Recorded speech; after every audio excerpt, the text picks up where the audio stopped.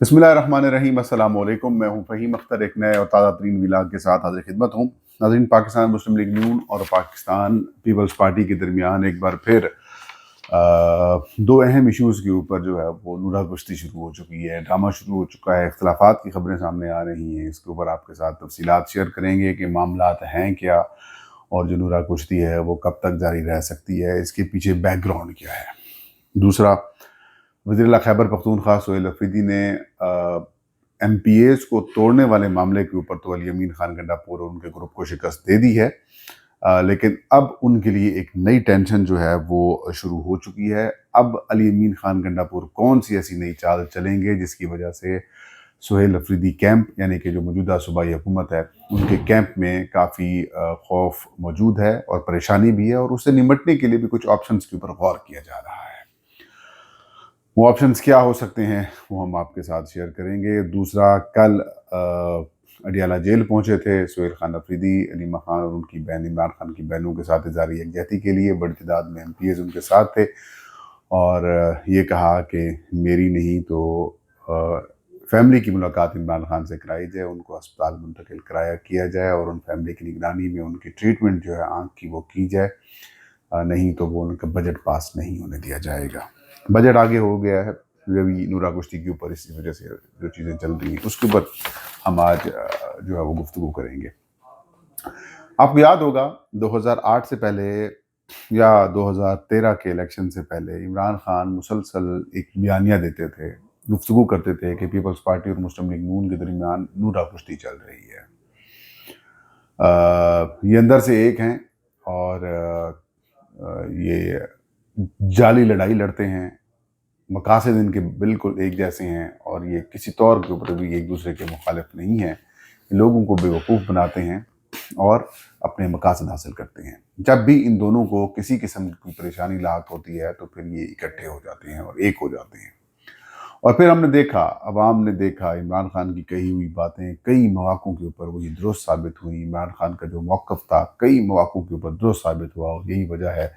कि Pakistan peoples party और मुस्लिम league नून से जो पाकिस्तानी अवाम है वो ना सिर्फ मुतनफ़िर हुए, बल्कि जो नौजवान थे वो ये समझ बैठे, वो समझ चुके हैं कि इमरान खान जो कहते थे वो बिल्कुल ठीक था। अब एक बार फिर इन दोनों सियासी जमातों के दरमियान नूरा कुश्ती शुरू हो चुकी है। 2024 के इलेक्शन में ये दोनों जमातें बड़े बुरे तरीके से हारी। Tehreek Insaf single largest 2/3 majority के साथ आने वाली क्लेम करती है PTI, और हकीकत में भी यही है। अगर हम नतायज देखें, फार्म 45 के मुताबिक देखें, जो असली फार्म 45 जो मुख्तलिफ सियासी जमातों के उम्मीदवारों को भी जारी किए गए थे, उसकी रिफ्लेक्शन जो फार्म 47 के अंदर नहीं हुई, देखें। और जो उस वक्त TV चैनल्स के ऊपर भी 8 फरवरी 2024 को जो नतायज जो TV चैनल्स ने इकट्ठे किए थे, खुद से इकट्ठे किए थे, वो भी यही बताते होते हैं कि PTI ही सिंगल लार्जेस्ट पार्टी थी। तो हमने देखा हुकूमत बनाएगी, सदर, 2 सूबों में उनकी हुकूमत, वफाक में उनकी हुकूमत, और एक नूरा कुश्ती सा टाइप, और फिर ये दोनों सारे मिल के एक साथ जो है वो उन्होंने इलेक्शन की कैंपेन में कुछ बातें की, और इलेक्शन के बाद इकट्ठे मिलकर बैठे। फिर इन्होंने तरीके एतमाद भी पेश की इमरान खान के खिलाफ, फिर मुतफ़िक़ा दुश्मन इनके बन गए। खैर, मामलात बढ़ते गए। अब एक बार फिर नूरा कुश्ती शुरू हो चुकी है, और अब ये वाली जो नूरा कुश्ती है ये गिलगित बल्तिस्तान के इंतखाबात और बजट के ऊपर शुरू हो चुकी है। हर मामले के ऊपर, हर चीज़ के ऊपर पाकिस्तान पीपल्स पार्टी की तरफ से इश्यूज़ दिखाए जाते हैं, फिर इश्यूज़ सामने आते हैं तो फिर मुज़ाकरात किए जाते हैं, और मुज़ाकरात के ज़रिए जो चीज़ एस्टैब्लिशमेंट से मनवानी हो, जो चीज़ IMF से या फिर एस्टैब्लिशमेंट के थ्रू मनवानी हो, वो फिर मुस्लिम लीग नून या तो फिर पीपल्स पार्टी से मनवाती है, या फिर एक साथ मिलकर कोई ना कोई ऐसा कोई ड्रामा रचा दिया जाता है। लेकिन GB इलेक्शंस के ऊपर अब से कुछ देर पहले मैं पाकिस्तान पीपल्स पार्टी के जो तर्जुमान हैं, सेक्रेटरी इत्तलात हैं, या जो ओहदा है उनके पास, नदीम अफजल चंद साहब, उनका मैं एक बयान देख रहा था। 2-3 मिनट का वो बयान है। वो कहते हैं कि जो रिजर्वेशंस हैं गिलगित बल्तिस्तान में पंजाब पुलिस की तैनाती के ऊपर, और जिस तरीके से वहाँ पर ये सारा कुछ किया जा रहा है, उसके ऊपर उन्होंने कहा कि बहुत ज़्यादा रिजर्वेशंस हैं। और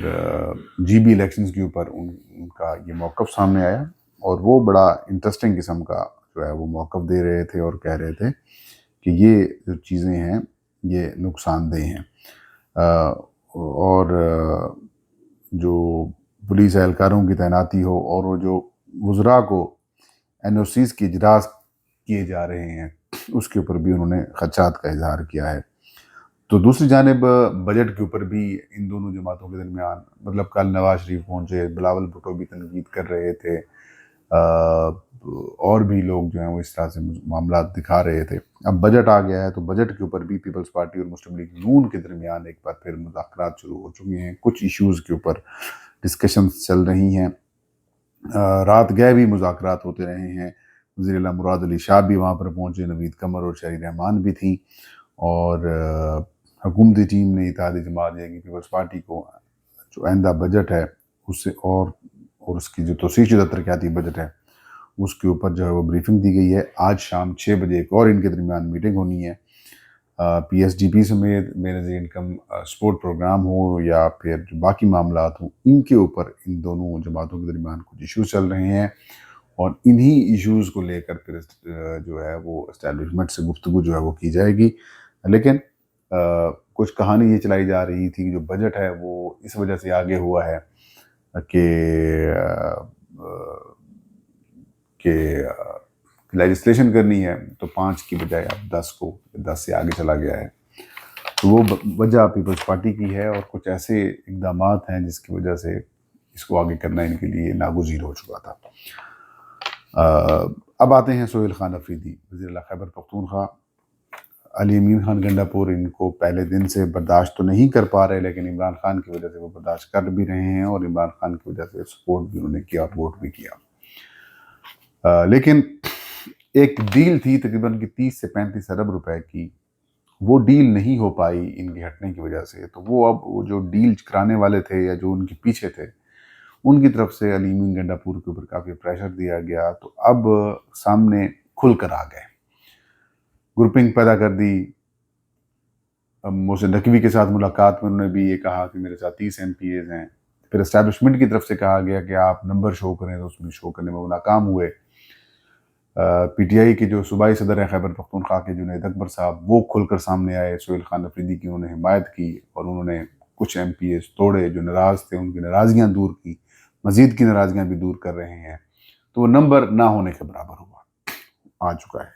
اور کل تو انہوں نے یہ بھی دعویٰ کیا کہ ہماری کوئی حیثیت نہیں ہے کہ ہم فارورڈ بلاک بنائیں،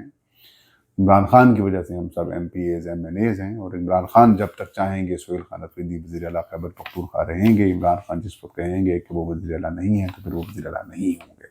علی امین کیا ہونے کی کسی کی بھی کوئی ضرورت نہیں ہے کہ 92 کے 92 ووٹ اگر پارٹی نے ضرورت محسوس کی تو 92 کے 92 ووٹ جو ہیں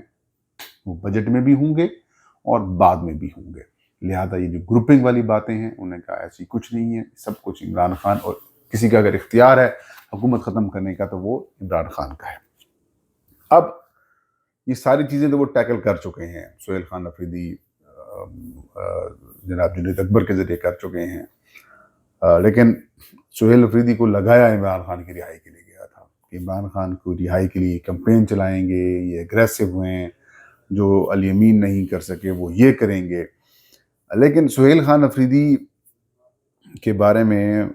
بھی مطلب یہ کہ وہی باتیں کہ وہ ان کو بھی اپنی سیٹ کی فکر پڑ گئی ہے۔ یہ چکوال یا اس سائڈ کے اوپر نا ایک بڑا، ہمارے ساؤتھ میں بھی ایک ہے، اگر کوئی شرارتی لڑکا ہوتا ہے یا بچہ ہوتا ہے نا تو وہ شرارتیں کرتا ہے، تنگ کرتا ہے لوگوں کو، تو اس کا جو شلوار کا جو ناڑا ہوتا ہے نا اس کو ڈھیلا کر دیتے ہیں،